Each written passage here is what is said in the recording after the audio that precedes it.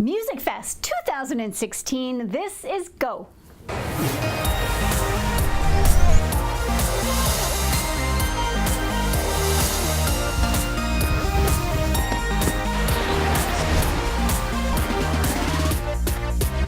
I'm Mary Ruth Harris. You're watching Go on Shaw TV's Channel 4. We are at the Vancouver Island Music Fest offices today, chatting with the new marketing, the new face up at the front, as well as Mr. Doug Cox. It's going to be a great show all about MusicFest coming up July 8th to 10th. It's going to be amazing. An absolutely outstanding lineup this year.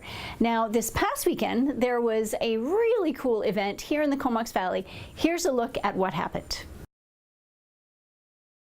You're watching Go on Shaw TV's Channel 4. I'm Mary Ruth Harris. Joining me, Mr. Russ Swag, the new marketing face of the Vancouver Island Music Fest. Yes. It's coming up awfully quick.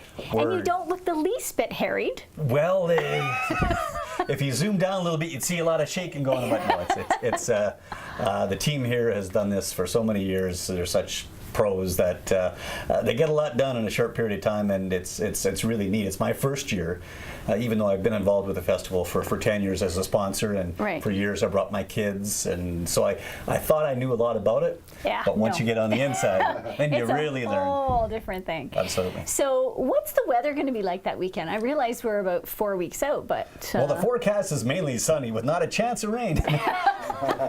Actually, we checked AccuWeather out of the States. Yep. And they've predicted that it's going to be nice and sunny. A little bit of cloud on the Sunday, but other than that, no rain, nice and sunny. So for those people who were holding off on buying the weekend pass, seeing what the weather's going to be like, they're predicting excellent weather for 4 or 5 days before the concert at the festival, as well as a couple days after. So we're in for a nice block of weather. Okay, so, but you know what? It shouldn't matter what the weather is, because this year's lineup is outstanding. I don't know how they do it. In a long time. Yeah, Doug's amazing how he manages to put these together. Every single year it is phenomenal, and this year I'm telling you, go look at the website, because you can see the musicians on there and there's videos of them playing, so you get a taste of what they're doing. It's outstanding, and the blend of music coming from all over the world, absolutely fantastic. One other thing we have different this year is, you'd mentioned the videos that are on the website. Yeah. Well, this year we've also created a built-in radio station. Oh, cool. And so what we've done is taken a couple of the most popular songs from each of the performers, and we've built a radio show, and it's right on the homepage of the website, and it's a built-in player, and it works with PC, smartphones, you name it. So you don't have to download an app or anything. You can just go to it. So if you're at work and you want to listen to some good tunes without a bunch of commercials, you just hit the play button and you're good to go. Awesome. Well, that's really cool. What a great new innovation. Awesome. Right now, thanks so much, Russ. This is really going to be fantastic. July 8th to 10th at the Comox Valley Exhibition Grounds. It's going to be amazing. Coming up, we're going to talk to a new face for the Vancouver Island Music Fest here in the office, as well as the infamous Doug Cox himself. But up first, this from Campbell River. Are you ready for an emergency? You're watching Go on Shaw TV's Channel 4. We are at the Vancouver Island Music Fest offices. Look at this wall of posters. It's so reminiscent of years gone by. I like that one. It looks like from the 60s, but it's not. It's so cool. Every year has been completely different, which has been so fantastic. You never know what the poster's going to look like. So right now we're going to take a short break, but coming up right after, we're going to meet the new face here at the Music Fest office.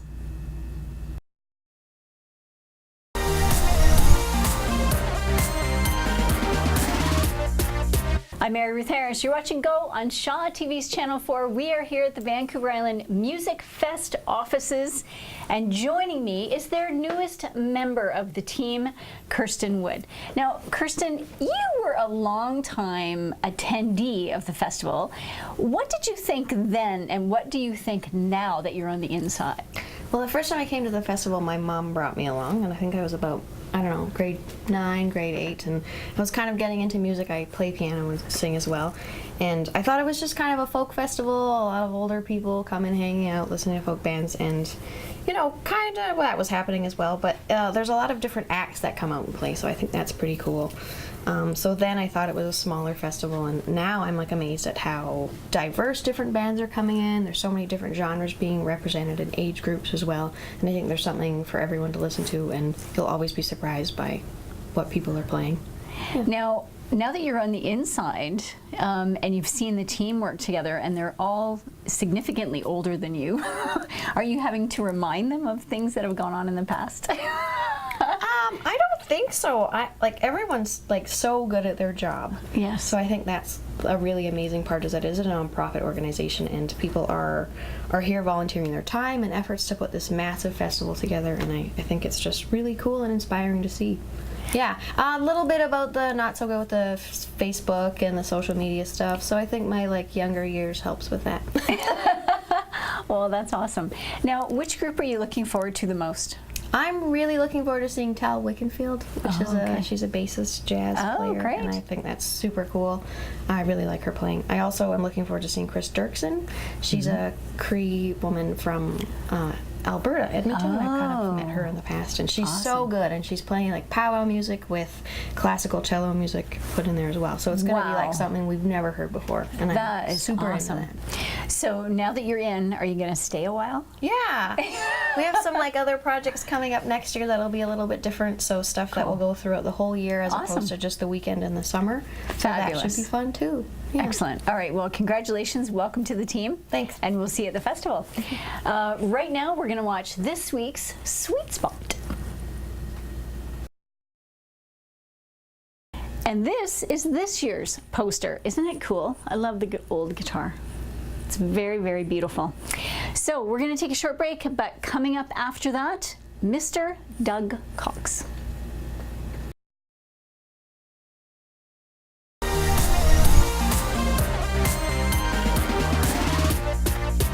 I'm Mary Ruth Harris, this is Go, and we are in the Vancouver Island Music Fest warehouse where they keep all of their stuff that they need to put the fest on. It is massive. I'm the lost and found. I'm not lost, but I'm now found. And Mr. Doug Cox, he has all the solutions. Coming up, an interview with him. But up first, Powell River and a new artist profile. Have a look. Welcome back. I'm Mary Ruth Harris. With me, Mr. Doug Cox, what is your title? Artistic Director? Artistic Director. Artistic Director of the Vancouver Island Music Fest. I'm looking around and I'm not sure what to say. There is so much. Well, Look at the little chairs. Oh, they're so cute. Chairs for little people. There's lots of sauerkraut right there. Sauerkraut, okay. You can't have a folk festival without sauerkraut. Well, and it looks like olives, pickled olives, If you look up there, those are all festival signs. Wow. So there's piles and piles of signs. That is amazing. That go all over the site. We're sitting on stage units that we own. And up there is all sorts of other stuff, green team stuff, guitar stands, bush trolls, you name it. I see a lot of eyeballs over there. And then out there behind Gord is our containers, and they're full of our stages and our electrical stuff and our So it's not just and this, it's all that stuff there too. There's all of those, and our other warehouse is full of stuff too. There's another warehouse, yep, just like this, yep. Same size, Yep. bigger. No, it's the same size. So we've acquired all kinds of junk over the years. And the sad thing is none of it's really worth anything, but for our production manager, Crossland, to have to gather this stuff every year is a huge job. So we tend to save whatever it is that we have and use it year after year. So, what are you most excited about this year? There's a couple things. I mean, we've talked about this before, but the gathering of the people that put on the festival as you get older has really become a lot more meaningful to me. We tend to lose a few of them every year, and when we first all gather on the site and see each other, it's like your closest friends that you only see once a year, you know. So that part is where you go, yes, this is worth doing, you know. Of course, there's the music part, which I'm really into, which also really excites me. And there's our collaboration with Chris Dirksen's orchestral powwow, I'm really excited about. John Prine, who I've been trying to get for years and years and given up on, who we actually have this year. I'm also very excited about Los Tex Maniacs and the Amigos. They're friends from Austin and San Antonio. Cool. They're bringing Alejandro Escovedo and Rosie Flores and Augie Myers only to play at our festival. These folks are all headliners in Texas. And Awesome. when the Tex Maniacs said they wanted to come back this year, I said, okay, but you have to do something really special for us. So they put together a group of friends, and that's Fabulous. one of the things that's going on. Oh, that's going to be really interesting. I love the collaborations. Me too.